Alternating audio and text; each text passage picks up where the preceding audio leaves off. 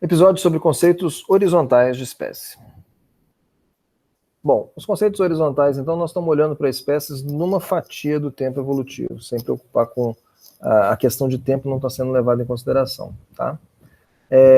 Existem vários conceitos de espécie, no geral, e vários conceitos são horizontais. Eu vou chamar a atenção aqui para três conceitos principais que estão entre os mais populares, os mais falados, os mais discutidos, os mais aplicados. O conceito biológico, né, que seriam populações que têm indivíduos que têm intercruzamento, tá certo? Real ou potencial, a gente fala um pouco sobre isso, estão reprodutivamente isoladas de outras populações, tá?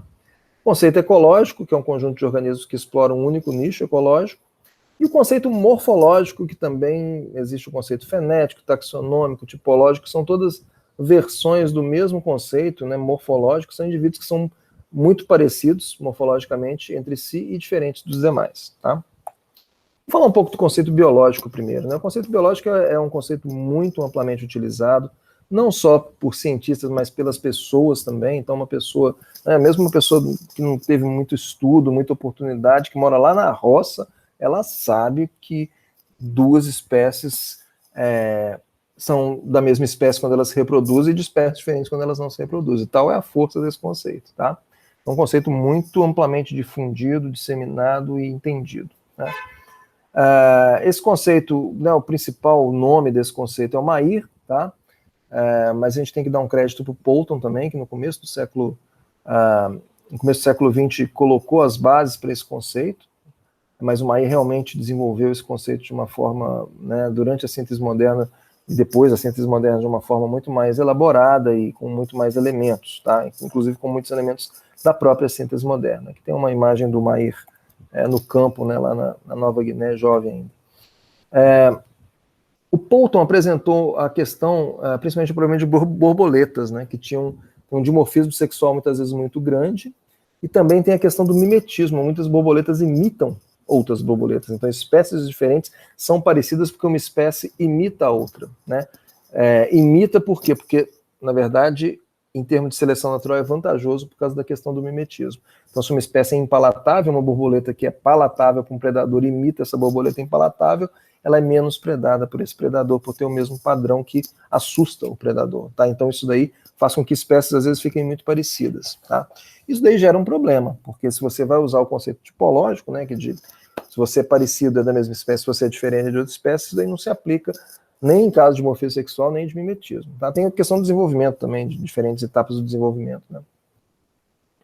Então, a ênfase do conceito biológico é o intercruzamento, é a capacidade de cruzar e gerar descendentes, tá? E o isolamento reprodutivo entre espécies diferentes. Então, intercruzamento de indivíduos da mesma espécie, isolamento reprodutivo de espécies diferentes, tá? Então, ele é um conceito interessante que ele une a taxonomia com a genética, né? Exatamente por isso que ele é um produto, de certa forma, da síntese moderna, tá? Então, nesse conceito, as espécies são diferentes de outras categorias taxonômicas, tá? Espécie tem fluxo gênico, tá? Espécies diferentes não têm fluxo gênico, certo? As espécies, então, são a unidade da evolução. E esse fluxo gênico é o que mantém as espécies coesas. Então, o agrupamento fenético que a gente observa na natureza, que a gente chama de espécie, ele existe porque existe uma coesão, essa coesão é mantida pelo fluxo gênico entre os indivíduos da mesma espécie. E indivíduos de espécies diferentes não têm fluxo gênico, então eles não têm essa coesão, tá certo? O Dobzhansky, ele fez uma primeira aproximação desse conceito, mas quem realmente elaborou de forma mais completa foi o Mayr, tá? O Dobzhansky trabalhava com espécies crípticas, né? O que são espécies crípticas? Espécies que são tão parecidas que a gente não consegue diferenciá-las, tá certo? Elas não são idênticas, porque nada é idêntico, a gente consegue identificar, até indivíduos são diferentes um do outro, mas as espécies crípticas, elas são tão parecidas, né? Então, no caso de Drosophila, você tem esse caso, você tem vários outros organismos também. Se elas são crípticas, é porque você não consegue diferenciá-las, tá? Mas elas são diferentes, por quê? Porque uma delas, os indivíduos se reproduzem entre si e estão isolados dessa outra, cujos organismos só reproduzem entre si, tá? Então, o intercruzamento permite diferenciar. Na prática, gente, a gente não sabe se as espécies, se os indivíduos de uma espécie cruzam e têm descendentes ou não. No fundo, a gente usa a morfologia como um indicador do intercruzamento. Então, se organismos são parecidos, a gente acredita que eles são parecidos porque eles estão trocando genes. e fazem com que eles continuem parecidos. E fazem com que eles sejam diferentes de outras espécies. Mas a gente não necessariamente vai testar o cruzamento, tá? Isso é muito difícil de se fazer, certo? Problemas do conceito biológico de espécie, né? Em inglês é o BSC, ou em português seria CBE, né? Espécies que têm reprodução assexuada. Várias espécies têm reprodução assexuada facultativa, pode ser assexuada ou assexuada, mas algumas têm uma reprodução assexuada obrigatória, tá? Então, esses organismos aqui, por exemplo, os Rotifera, Bideloide, é um grupo que se reproduz assexuadamente, tá? Então, se não tem intercruzamento, não seriam espécies do ponto de vista do conceito biológico. Então, esse é um problema. O outro problema é que existem híbridos na natureza, muitos híbridos, tá? Em cativeiro existem, mas na natureza também existem. Inclusive tem zonas híbridas onde espécies distintas há milênios se encontram, produzem híbridos que só ficam naquela região que é chamada de zona híbrida, tá? E acontece também de muitos híbridos serem férteis, tá certo? Pode até ter uma fertilidade reduzida, mas eles podem ser férteis, eles podem então participar desse fluxo gênico. Isso daí complica a história, né? Bom, um exemplo de híbrido infértil, clássico, que todo mundo conhece, né? O pessoal na roça também conhece, é quando você cruza um asno, né, um jumento, com uma égua. Tá? O asno ele é de uma espécie, Equus asinus, diferente do cavalo, Equus cabalus, do mesmo gênero, mas espécies diferentes. Número de cromossomos diferentes, 2N igual a 62 para esse, 2N 64 para esse. Então, o que acontece? Quando eles cruzam, eles geram um híbrido, que é o que a gente chama de mula, né, ou burro, tá? E tem um 2N igual a 63, um número ímpar de cromossomos que não consegue segregar na meiose e torna esse indivíduo estéril, tá? Curiosidade, se cruzar um Equus asinus fêmea, né, que seria a jumenta com um cavalo macho, tá? Você teria um bardoto, uma bardota seria o produto disso, que também é estéril, tá certo? Agora, o que acontece? Mula é estéril. Será que ela é sempre estéril? Bom, na verdade, ela quase sempre vai ser estéril. Em 99,9999% das vezes ela vai ser estéril. Mas, de vez em quando, né? Então, por exemplo, aqui no Espírito Santo, em Rio Novo do Sul, em 2017, nasceu um filhote de mula, tá? Então, esse filhotinho aqui, ó, tá? Nasceu de uma mula. Então, a mula ficou grávida, tá? Então, alguma coisa aconteceu que permitiu essa meiose e permitiu que ela tivesse filhotes, tá? Então, essa mula provavelmente cruzou com um cavalo e teve um filhotinho aí, tá? É raríssimo, tá? Então, o que acontece? Igual eu falei, 99,9% das vezes elas vão ser estéreis, mas em 0,00001% elas vão ser férteis, certo? Então isso mostra que o isolamento reprodutivo, a gente tem mania de pensar no isolamento reprodutivo como 0 ou 1, ou seja, ou as espécies estão isoladas reprodutivamente, isolamento 1, ou elas não estão isoladas, isolamento 0, ou elas têm descendentes ou elas não têm. Na verdade não é bem assim, é um processo contínuo. O grau de isolamento vai depender. Então no caso aqui, o isolamento entre o asno e o cavalo é de quase 1. A gente pode dizer que é de 1, porque é de 99,999, 0,99999. Mas isso não impede que alguns híbridos aconteçam de vez em quando. Outras espécies já têm um isolamento menor. Então, esses híbridos podem acontecer o tempo todo. Tá? Aqui é um quadro que compara espécies diferentes de ursos híbridos. Aqui no caso em cativeiro, né, na natureza. Né? Os dois, a gente falou aqui em cativeiro. Depois a gente vai falar mais sobre híbridos na natureza. Então a gente tem, por exemplo, né, esse urso preguiça com esse urso malaio, você pode ter híbridos. O tibetano com preguiça também pode ter híbridos. O tibetanos com o marrom pode ter híbridos. Tá? O preto com o marrom pode ter híbridos. E o urso polar, esse daqui é interessante porque os filhotes podem ser férteis. O urso polar e o urso marrom, eles podem ter filhotes, tanto quando o pai e a mãe são de uma espécie ou da outra, tá? Eles podem ter filhotes e esses filhotes podem ser férteis, certo? Aqui é uma caçada que os caçadores caçaram um urso polar híbrido com urso marrom. Então, esse daqui é um híbrido, ele tem características de urso polar, mas ele também tem características de urso marrom, tá? Esse daqui, então, é um híbrido encontrado na natureza. Né? Em cativeiro você tem esse daqui, por exemplo, um híbrido de zebra com cavalo, né? Parece um Photoshop, mas é verdade, né? Isso daqui é um golfinho da Disney, que 2 gêneros diferentes de golfinhos, que são bem diferentes um do outro, acabaram cruzando, né? Não tem tu, vai tu mesmo, e acabaram tendo esse golfinho aí, que é um híbrido de 2 espécies diferentes também. Aqui um híbrido de leão e tigre também, de cativeiro, tá? Tem características do leão como a juba, mas ao mesmo tempo tem as listras do tigre, tá? Bem interessante. A nossa espécie, né, hibridou com os nossos primos neandertais, tá? Então a gente sabe hoje que nós sequenciamos o genoma inteiro do Homo sapiens e temos o genoma do Homo neanderthalensis, então a gente sabe que nós temos genes neandertais no nosso genoma. E esses genes vieram parar no nosso genoma porque nós cruzamos com neandertais no passado, houve híbridos, esses híbridos cruzaram com o Homo sapiens e acabou ocorrendo a introgressão, a passagem de material genético de uma espécie para outra. Tá? Quando a gente falar em especiação, a gente vai falar um pouco mais sobre isso.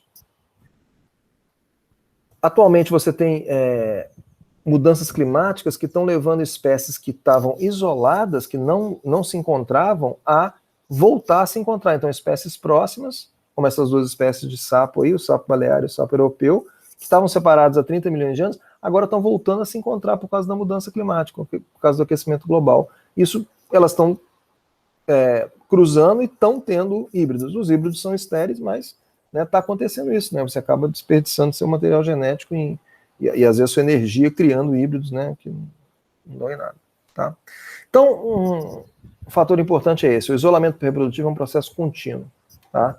Geralmente ele vai gradativamente aumentando à medida que as populações vão ficando isoladas, certo? Aqui, várias espécies de drosófila, né? Então cada triângulozinho desse, né? Uma comparação entre 2 espécies diferentes de drosófila. A gente tem no eixo X a distância genética e no eixo Y o grau de isolamento reprodutivo. Você vê que ele vai literalmente de 0 a 1. Então, por exemplo, essas 2 espécies de drosófila aqui, que são proximamente relacionadas, bem próximas, né, divergiram há pouco tempo atrás, provavelmente, elas têm um grau de isolamento muito baixo. Tá? À medida que você vai aumentando a distância genética, você vai geralmente tendo um isolamento reprodutivo mais alto. Tá? Então aqui, por exemplo, você tem espécies aqui. Claro, você pode ter espécies que têm uma distância genética, né, relativamente intermediária e sem isolamento reprodutivo. Mas, em geral, você vai aumentando a distância genética e você vai também aumentando o isolamento reprodutivo. Claro, você pode ter um isolamento reprodutivo completo, mesmo de espécies que são muito próximas. Tá? Mas você não tem espécies distantes sem isolamento. Tá? Não tem como. Então, à medida que você vai para cá, você pode até ter um triângulo aqui, você pode ter até espécies que estão nessa zona, mas nessa zona aqui você não tem. Então, espécies que são muito distantes, elas não vão formar mais híbridos, elas já estão isoladas reprodutivamente. Mas espécies próximas podem ter um isolamento muito pequeno, mas podem ter um isolamento muito grande. Pode ser que esse isolamento seja, em alguns casos, mais abrupto. Tá? Esse é um caso muito interessante de peixes ciclídeos dos grandes lagos da África, na região dos grandes lagos, Lago Vitória, Lago Malawi, Lago Tanganica. Então, no Lago Vitória, você tem essas 2 espécies aqui, Fundamilia pundamili e Fundamilia nereei, que apresentam formas parecidas, mais ou menos equivalentes, mas com muitas diferenças, principalmente na coloração, tá bom?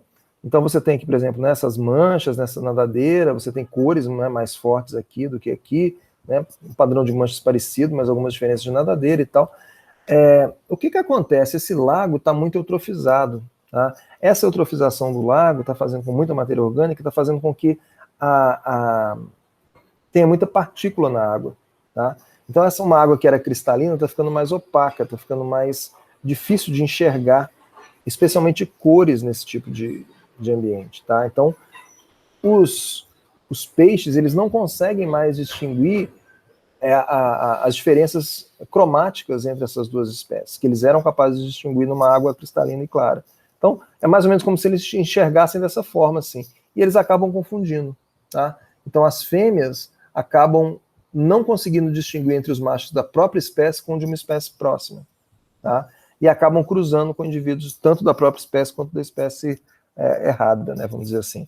Então, você vê que quando eles têm condições boas de luz, né, isso foi feito no laboratório para imitar o que está acontecendo na natureza, você vê que eles distinguem os de uma espécie cruzam só com ele e da outra espécie cruzam só com eles. Mas quando você usa uma luz monocromática que tira essa distinção de coloração, você vê que não há distinção por parte das fêmeas, tá? Então está havendo uma despeciação, né? Então, eles estão voltando à condição ancestral, vamos dizer assim, porque você tem duas espécies que divergiram há pouco tempo, voltando a convergir, certo?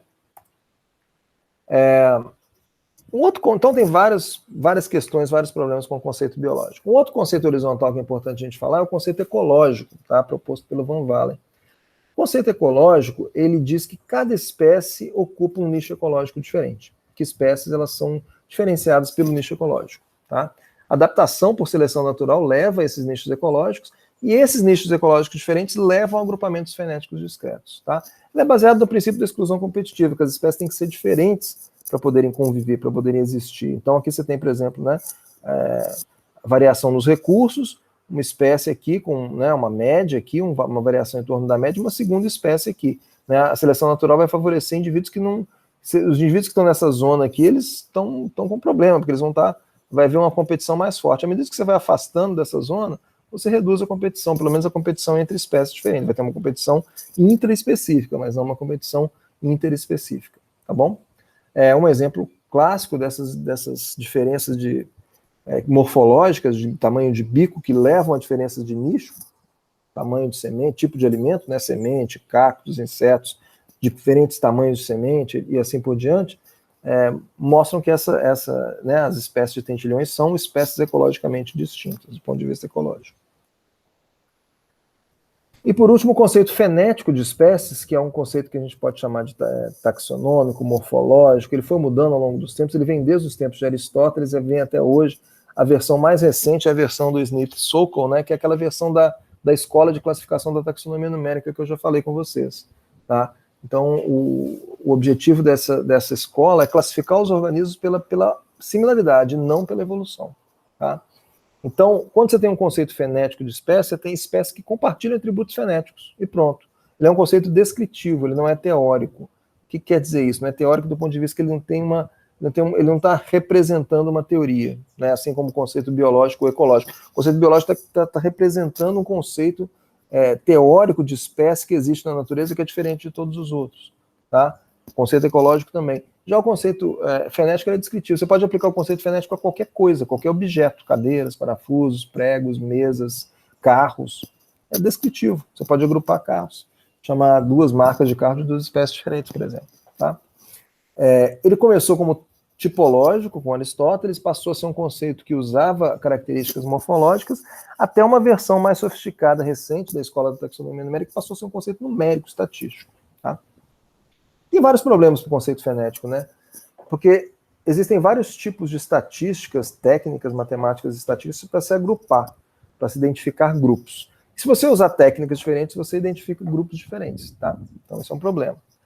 Como é que você vai escolher um método ou outro, né? Outra coisa, como é que você lida com espécies críticas, espécies que são idênticas, tá? Drosophila persimilis e pseudobscura, por exemplo, tá?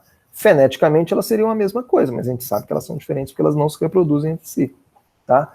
Como lidar com espécies altamente politípicas, né? O exemplo clássico da Heliconius errata, essa borboleta aqui da América do Sul e América Central. Elas são politípicas, ou seja, não tem um tipo, tem muitos tipos diferentes. Todas elas são da mesma espécie, todas elas reproduzem, se distribuem no espaço. Então, como é que a gente vai lidar com esse tipo de coisa no conceito fenético? Então, a gente viu os conceitos horizontais, onde as espécies são baseadas, fundamentadas em caracteres, tá certo? Elas são unidades de evolução, e em alguns casos, como no caso do conceito biológico ou do conceito ecológico, elas são uma categoria especial, diferente das outras. Na próxima aula a gente vai ver os conceitos verticais de espécie.